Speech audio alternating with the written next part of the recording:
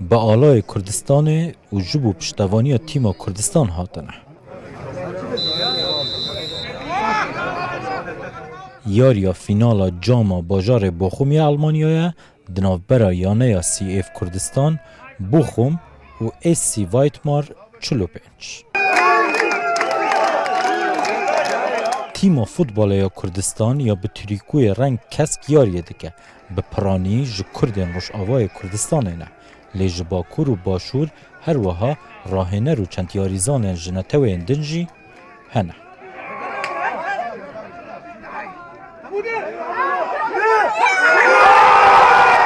نیوایه که دبرجواندی یا تیم کردستان بگوله که ببرانبر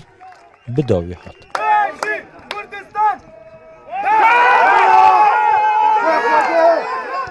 و دنیوا دوی دا 4 گولندن هاتن تومار کرن. انجام یاری 3-2 به سرکفتن تیم کردان به 2 ماهی هات. هفتی گو بس خوازن بیلیتا ملعبی پیدا بکن گو بس بین بر مباراه. الحمدلله خودی موافقان ام گیان مباراه تالی و دست بگید اف دخوازی ما بوج دست بگا تحضیر دم انو ام بگین مرحله باش الحمدلله خودی دام ام گیان داوی هو كودي يعني مباراة فريق شيء سرخو كرو زي ده ترجيت أفصل معنا الأحداث دس بيتك دوري دس بيكي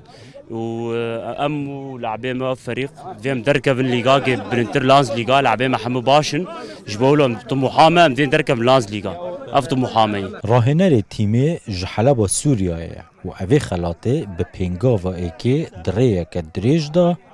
دده دیار کرد. أول خطوة الأولى بالنسبة لنا لمستقبل رح نركز كثير على موضوع درباره ما أفا قاوة كما بو دهاتي كو گرنگي ب ياساو سيستمان بدن بو ويكي بكارن بنمايا که بهز بو دهاتي دابرجن بو ويكي كو بكارن بردام بن دخوازن بردام بينو انجام مدمكينه بن اف نفشنها انجام دست كفتن باش هرتم دست بينه الأجيال والشباب والجيل اللي طالع منهم ریوبریا اوی تیمی ونا شیرک و او دتنگازین آبوری دا در بازده بن و دخوازه کرد همو دور جنرین سیاسی جبوناو کردستان